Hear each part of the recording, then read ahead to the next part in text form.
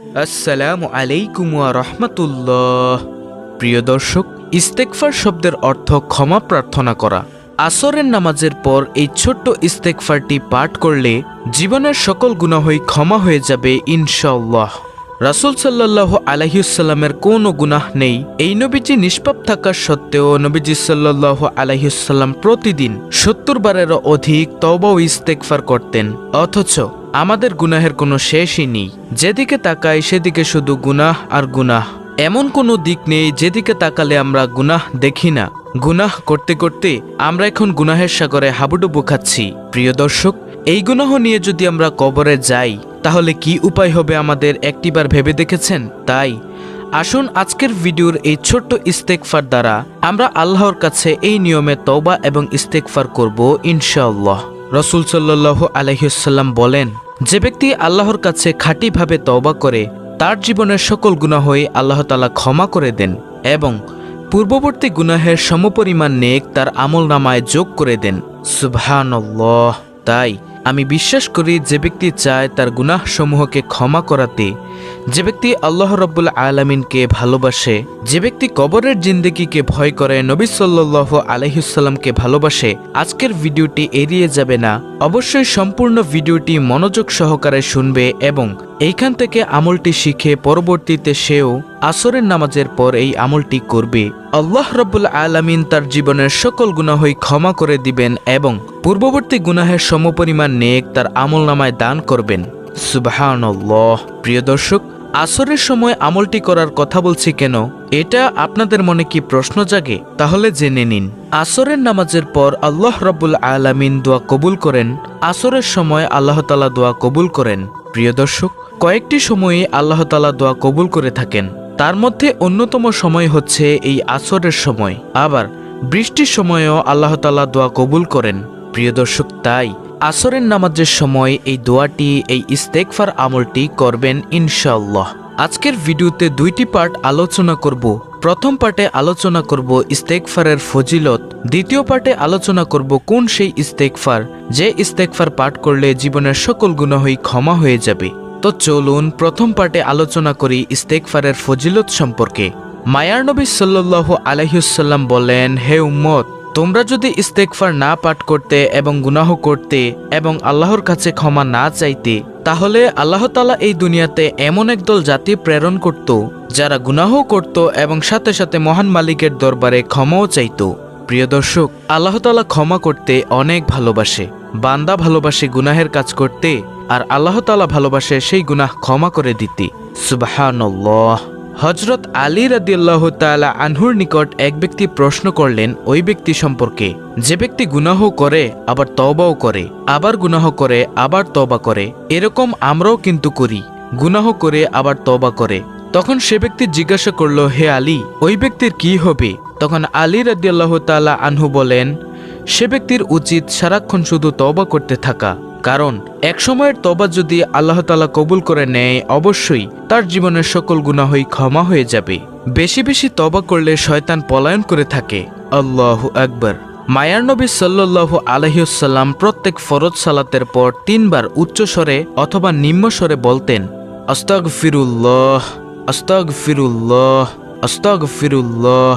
সাহাবায়ে কেরাম বলেন, আমরা নবীজির এই আমলটি নবী সাল্লাল্লাহু আলাইহি ওয়াসাল্লামকে করতে শুনেছি। প্রিয় দর্শক, ইস্তেগফারের এতটাই দাম, রাসূল সাল্লাল্লাহু আলাইহি ওয়াসাল্লাম বলেন, ইস্তেগফার বেশি বেশি পাঠ করলে আল্লাহ তাআলা বিশেষ কিছু পুরস্কার দান করেন। যেমন নম্বর ১, রিজিকের দায়িত্ব নিয়ে নেন। ২, আল্লাহ রাব্বুল আলামিন তার আমলের মধ্যে বরকত বাড়িয়ে দেন। নম্বর ৩, হায়াতের মধ্যে বরকত দিয়ে দেন। নম্বর ৪, সকল গুনাহই ক্ষমা করে দেন। নম্বর ৫, নেক সন্তান দান করেন। আর সবচেয়ে উত্তম পুরস্কার যেটা হলো অবশ্যই মৃত্যুর পর জান্নাত দান করবেন ইনশাআল্লাহ। প্রিয় দর্শক, আসুন আমরা সেই আমলটি জেনে নেই কিভাবে আমরা সেই আমলটি করব। দেখুন, হযরত আদম আলাইহিস সালাম সব সময় আল্লাহর দরবারে আকাঙ্ক্ষা নিয়ে থাকতেন যে, হায়রে, যদি মহানবী সাল্লাল্লাহু আলাইহি ওয়াসাল্লামের উম্মত হতে পারতাম তাহলে জীবনটা কতই না ধন্য হতো। অথচ আমাদের তো আল্লাহর কাছে ক্ষমা চাইতে হলে একটি নির্দিষ্ট জায়গায় গিয়ে ক্ষমা চাইতে হয়। অথচ মুহাম্মদ সাল্লাল্লাহু আলাইহি ওয়াসাল্লামের উম্মতেরা এমন হবে যে তাদের কোনো নির্দিষ্ট জায়গায় যাওয়া লাগবে না। তারা যেখানে বসে আল্লাহকে বলবে, যদিও পানির নিচে থাকে সেখানেও যদি বলে, হে আল্লাহ তুমি আমাকে ক্ষমা করে দাও, আল্লাহ রাব্বুল আলামিন তাকে সাথে সাথেই ক্ষমা করে দিবেন। আদম নবী এই আখিরি জামানার পয়গম্বরের উম্মতের জন্য আফসোস করেছেন, আর হযরত ঈসা আলাইহিসসালাম আফসোস করে দোয়া করেছেন, আর আল্লাহ তাআলা সেই দোয়া কবুল করেছেন, যার কারণে কিয়ামতের পূর্বে আমাদের নবী সাল্লাল্লাহু আলাইহি ওয়াসাল্লামের উম্মত হয়ে ঈসা আলাইহিসসালাম এই পৃথিবীতে আসবেন একজন নবী হওয়া সত্ত্বেও। প্রিয় দর্শক, সেই নবীর উম্মত হয়ে যদি আমরা আমাদের গুনাহ রাশি ক্ষমা না করাতে পারি, তাহলে আমাদের চেয়ে দুর্ভাগ্যবান আর কেউই নেই। তাহলে চলুন আমরা সেই আমলের কথা জেনে নেই। আমলটি করার নিয়ম হলো, যখন আসরের নামাজের আজান দিবে তখন সুন্দরভাবে আসরের আজানের জবাব দিয়ে তারপর সুন্দরভাবে 8 রাকাত আসরের নামাজ জামাতের সাথে আদায় করে তারপরে এক ধ্যানে বসবেন।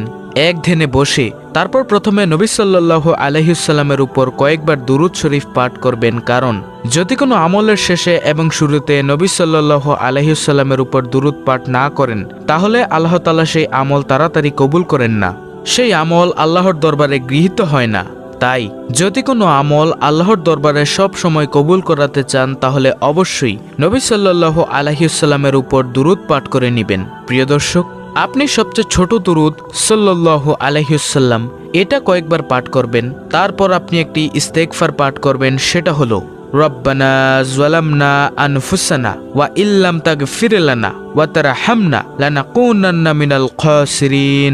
অর্থাৎ, হে আমাদের পালনকর্তা, আমরা নিজেদের প্রতি অন্যায় করেছি, তুমি যদি আমাদেরকে ক্ষমা না করো, আমাদের প্রতি করুণা না করো, তবে আমরা ক্ষতিগ্রস্তদের অন্তর্ভুক্ত হয়ে যাব। যেই ইস্তেগফারটি হলো একটি কোরআনের আয়াত। এটা কিন্তু হযরত আদম আলাইহিসসালাম পাঠ করেছিলেন আল্লাহর দরবারে। এই ইস্তেগফার কয়েকবার পাঠ করার পর আবার নবী সাল্লাল্লাহু আলাইহি ওয়াসাল্লামের উপর দুরূদ পাঠ করে এইবার জীবনের সকল গুনাহের জন্য আল্লাহর কাছে ক্ষমা চাইবেন। ইনশাআল্লাহ নবীজি বলেন, যে ব্যক্তি আল্লাহর দরবারে খালেস নিয়তে ইখলাসের সাথে তওবার মতো তওবা করতে পারে, আল্লাহ রাব্বুল আলামিন তার জীবনের সকল গুনাহই ক্ষমা করে দেন এবং পূর্ববর্তী গুনাহের সমপরিমাণ নেক তার আমলনামায় যোগ করে দেন। প্রিয় দর্শক, আল্লাহ রাব্বুল আলামিন তো সব সময় আমাদের দিকে তাকিয়ে থাকেন। কখন আমার বান্দা অথবা বান্দি একটিবারের জন্য বলবে, হে দয়ার মাবুদ তুমি আমাকে ক্ষমা করে দাও, আল্লাহ তাআলা সব সময় তাকিয়ে থাকেন। আল্লাহকে যদি আমরা একটিবার ডাক দেই, হে আল্লাহ, আল্লাহ তাআলা সেই ডাকে সাড়া দেন। কতবার সেই ডাকে সাড়া দেন প্রিয় দর্শক আপনি জানেন? সেই ডাকে সাড়া দেন আল্লাহ তাআলা 70 বার। আল্লাহু আকবার। অথচ আমরা একবার আল্লাহকে ডাক দিই না। তাই আমরা যখনই গুনাহ করে ফেলবো, সাথে সাথে আল্লাহর দরবারে খালেস নিয়তে তওবার মতো তওবা করব ইনশাআল্লাহ। তওবার মতো তওবা করলে জীবনে আল্লাহ তাআলা অনেক কিছু দান করবেন এবং মৃত্যুর পর অবশ্যই সবচেয়ে শ্রেষ্ঠ পুরস্কার জান্নাতুল ফেরদৌস দান করবেন ইনশাআল্লাহ। তাই প্রিয় দর্শক, যদি জান্নাতের উচ্চ মাকাম পেতে চান, আল্লাহর ভালোবাসা পেতে চান, অবশ্যই এই তওবা করবেন জীবনে একবার হলেও এবং খাঁটি তওবা করবেন। আল্লাহ তাআলা আমাদেরকে উক্ত আমলটি করার জন্য কবুল করুন। প্রিয় দর্শক, যদি ভিডিওটি ভালো লাগে তাহলে অবশ্যই আপনারা অন্য মুসলিম ভাই বোনদের মাঝে শেয়ার করে দিবেন। চ্যানেল